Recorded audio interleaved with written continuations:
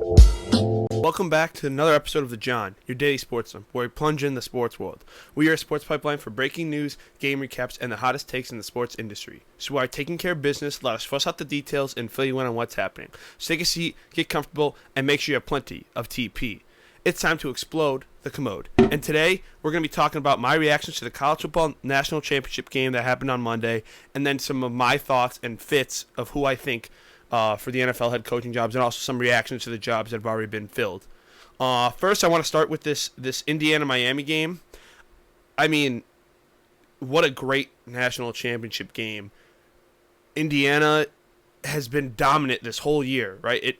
They had some close calls against Iowa, against Penn State, but it was a great game. It was a competitive game, which is, I think, what a lot of fans didn't expect. I was telling my friends, I think Miami is going to be in this game, and they thought I was crazy. Miami was in that game because of their defense. Their defense proved how legit they were, but I think also on the flip side, Indiana's defense proved how legit they were. Fernando Mendoza, 186 yards. He didn't throw for a touchdown, but he had a huge rushing touchdown that I think was arguably, he had a Heisman moment against Penn State. He has had so many Heisman moments across the season, and you guys know I was critical of him winning the Heisman, but that doesn't take away the moments. Putting his body on the line to win the game and score that game-winning touchdown, that's a Heisman moment. That throw that he made against Penn State at Beaver Stadium, that's a Heisman moment. Mendoza's had many of Heisman moments, and he's backing up the reason why he won. Carson Beck, 232 yards, one touchdown, and one interception that ended up costing Miami this season. Mark Fletcher Jr., I think, is the top 2-3 running back in college football. I think Jeremiah Love is the only running back better than him. If you were watching any of the college football playoff in Miami, Mark Fletcher was was arguably the key reason Miami was there. He had a huge game against Texas A&M. He had an okay game against Ohio State, another good game against Ole Miss, and then had a huge game, really kept them in. He had 17 carries, 112 yards, 2 touchdowns. I mean, he kept Miami in this game and was the reason why it came down to the last play, because he had 2 rushing touchdowns. He had a huge 57-yard rushing touchdown that really opened the game up and made it a competitive game. And then he had a nice rushing touchdown close in the goal line. I mean, Mark Fletcher Jr., he's going to be going to the NFL now. I think he could be a dangerous player in there. I really do. And Malachi Toney, we've been treated Ryan Williams, amazing freshman season. Jeremiah Smith, amazing freshman season. And then we get treated with Malachi Toney, who should be in high school. He's 18 years old. He's 18. He should be a senior in high school right now. He left early to come to Miami. And in the national championship game, the biggest game of his entire life, 10 catches, 122 yards, and 1 touchdown. Now, yes, I understand Miami was a little bit forceful. They were forcing him the ball a little bit. But still, for a freshman to do this against that legit Miami defense that was constantly causing havoc in the backfield with Carson Beck, making them have to make hard throws. Like, he had 19 of 32 passes completed, but he had to battle for every one of those throws because this Miami defensive front was getting to him, and you saw it in the end, right? They got him a little bit under pressure in the pocket, and then he had to force that ball, right? Great zone coverage read where the cornerback knew the safety was up top and would help him, but if Carson Beck puts that ball 2 or 3 yards more down the field, we might be talking a completely different score right now. But Charlie Becker is another person in this game that I think could have won the offensive MVP. I think obviously Mendoza, the headlines and all that, played amazing, but Charlie Becker had 2 of the biggest catches of the season and really won the game for Indiana, because if he doesn't catch those 2 balls, Indiana, who knows if they continue to hold on that, right?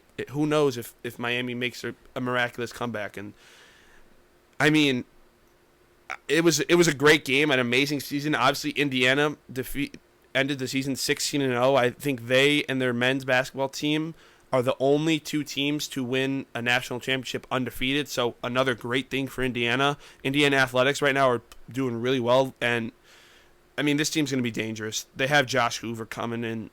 Both of these teams, honestly. I think Miami needs a quarterback, but they still have an amazing roster. Malachi Toney's going to be legit. They're going to reload on defense. Like, that's what Mario Cristobal's identity is. And I'm excited for this next season. It's going to be a long offseason, but overall, an amazing college football season. Now I want to flip gears to the NFL.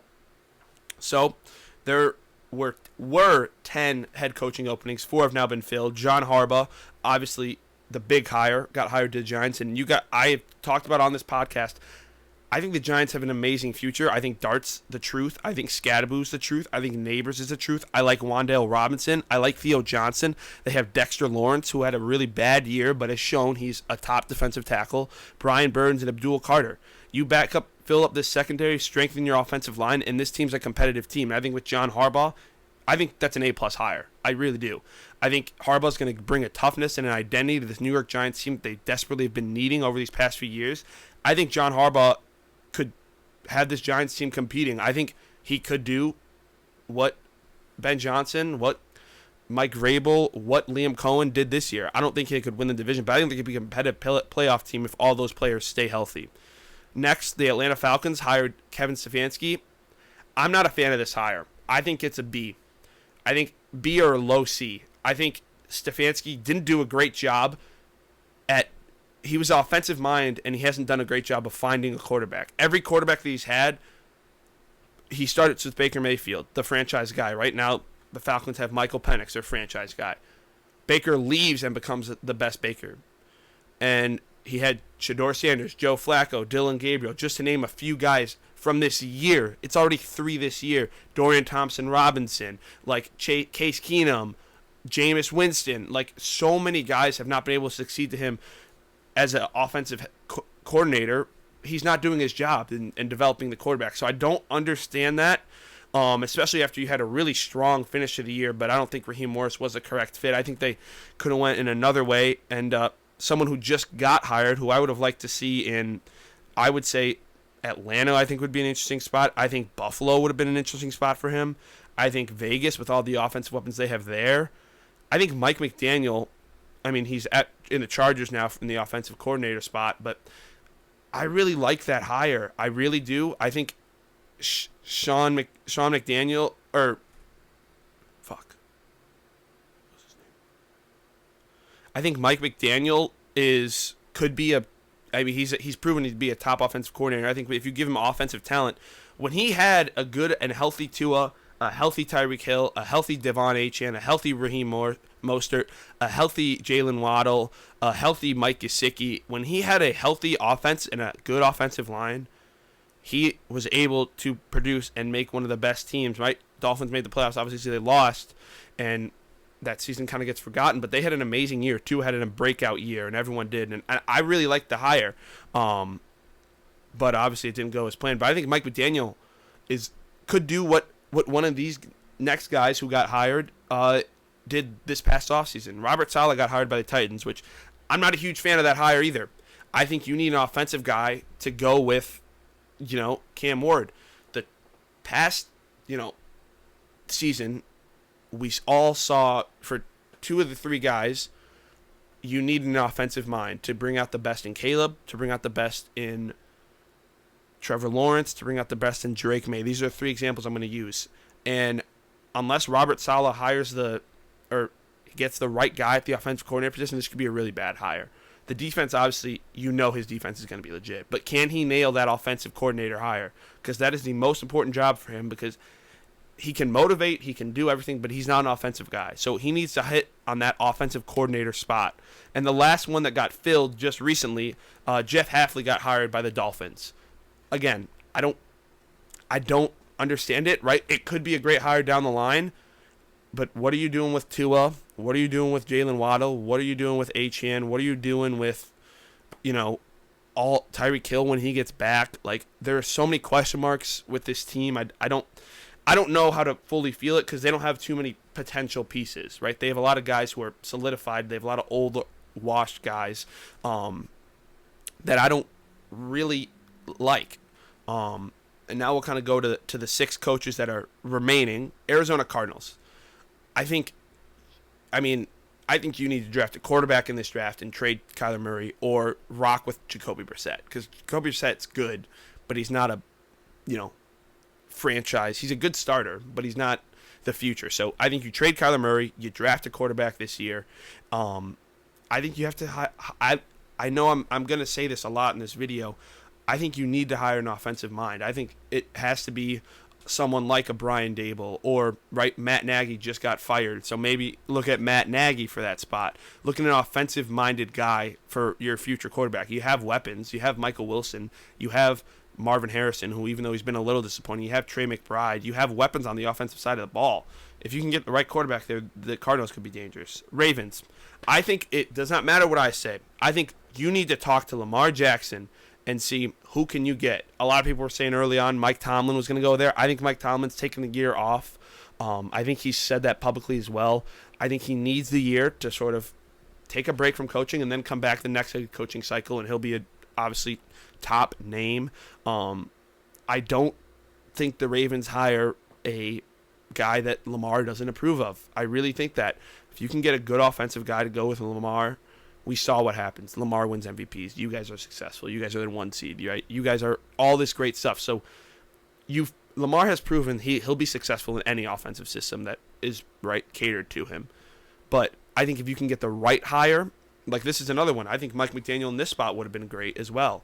I think that if you get an offensive guy, the Ravens are going to be dangerous. Next, the Bills, which, by the way, the owner firing McDermott, I don't agree with. I don't agree with that at all.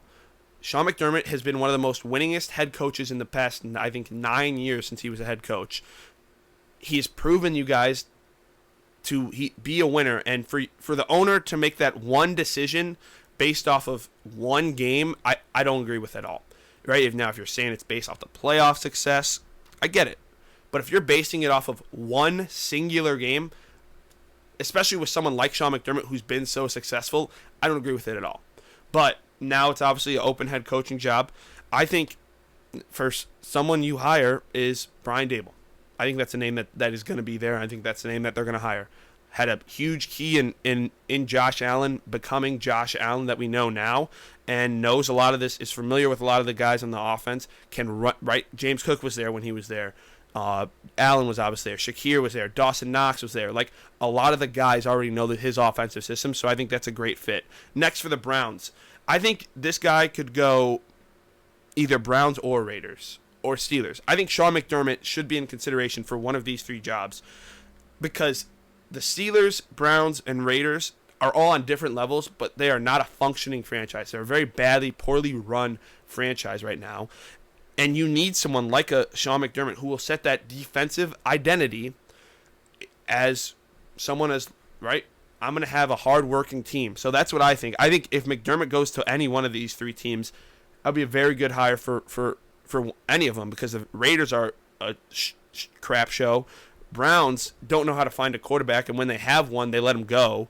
And the Steelers are stuck in mediocrity. So I think the Steelers will hire a defensive guy. I think it'll be Shula from the Rams. I think that would be a good hire for them.